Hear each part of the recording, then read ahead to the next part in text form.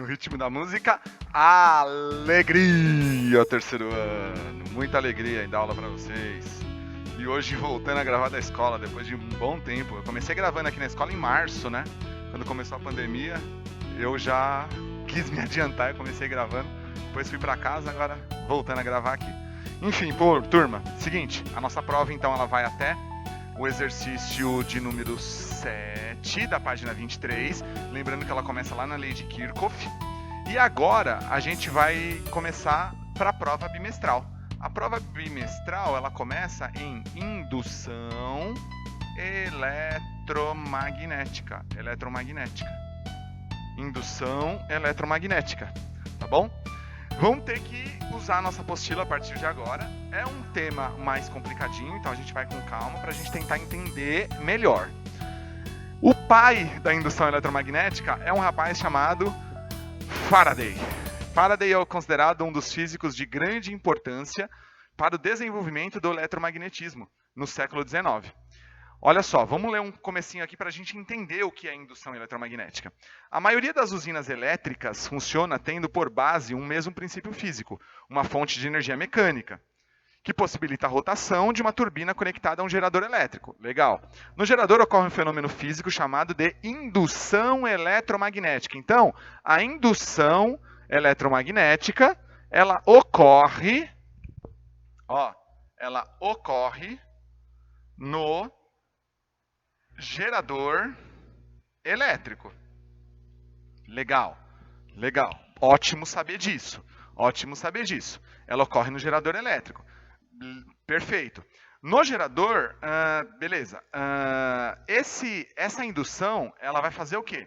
Ela vai transformar a energia mecânica em energia elétrica. Então, ela ocorre no gerador elétrico para transformar, escreve isso no caderno, terceiro ano, para transformar energia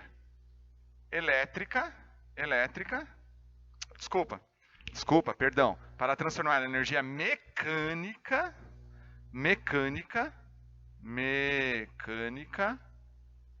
em elétrica. Energia mecânica em energia elétrica. Tudo bem? Que mais que eu posso falar para vocês agora? A indução eletromagnética já seria suficientemente importante pelo fato de estar relacionada à geração de energia elétrica. Mas, além disso, ela está associada ao funcionamento de diversos dispositivos, como, por exemplo, os transformadores de tensão. Aquele que transforma 220 em 110, ou uma tensão muito maior em 110 ou 220, que a gente tiver que usar. Legal. Então, agora a gente vai começar a ver a tensão elétrica induzida. Ørsted foi quem primeiramente percebeu que a passagem de corrente elétrica em um condutor gera um campo magnético. Então, o que é indução? Eu estou induzindo alguém a fazer alguma coisa.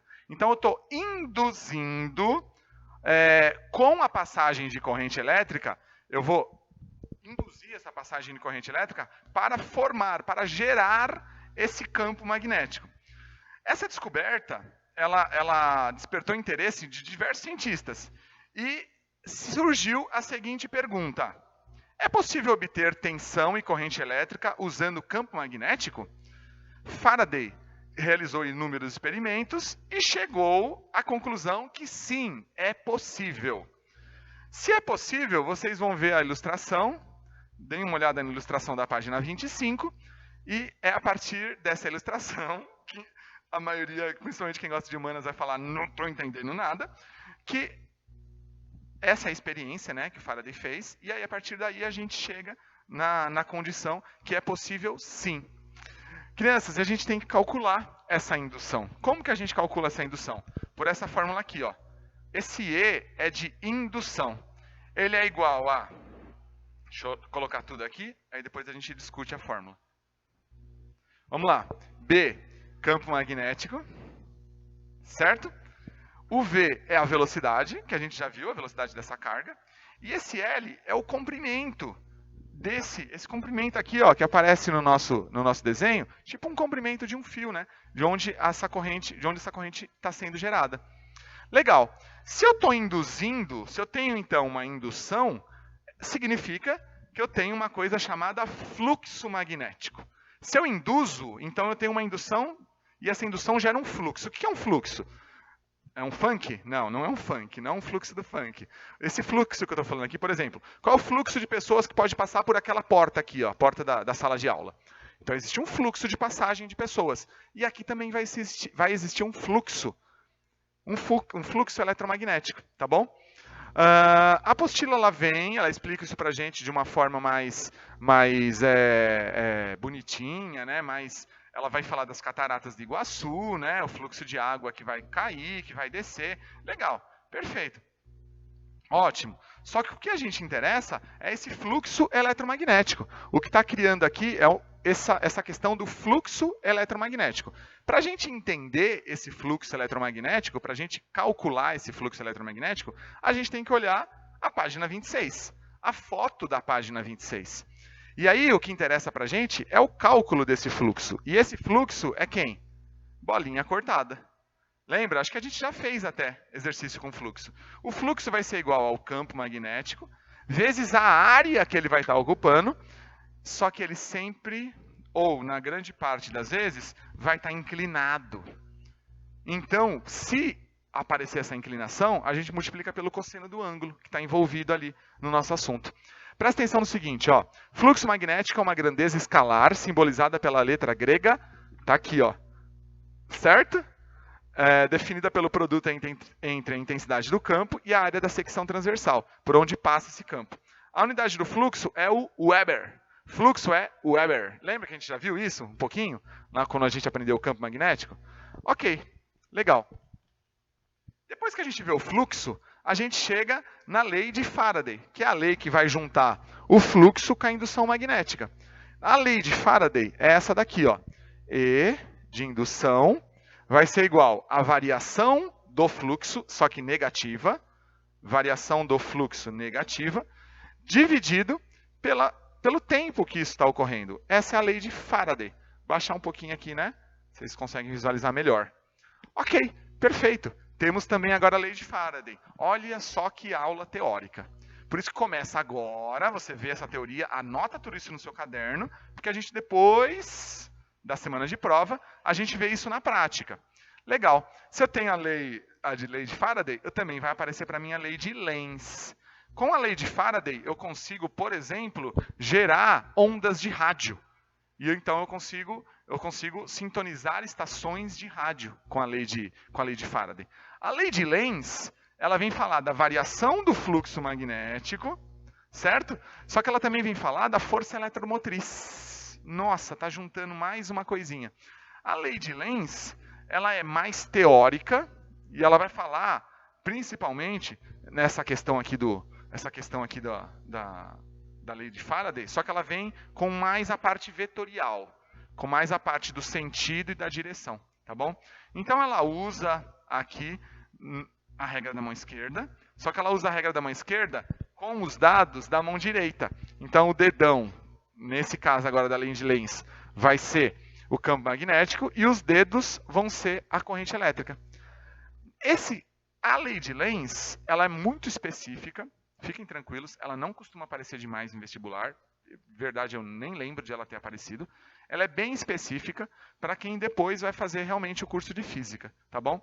Enfim, crianças, o que mais aparece, então por enquanto, eu prefiro apagar isso aqui, na verdade é melhor vocês darem um pause, pausa aí o seu vídeo para você copiar, e eu vou pausar para apagar.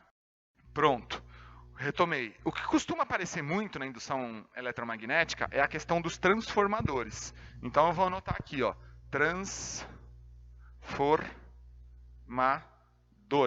Os transformadores costumam aparecer bastante. E os transformadores aparecem bastante porque é aquela questão dos 110, 220. Essa questão costuma realmente aparecer em prova, principalmente no Enem.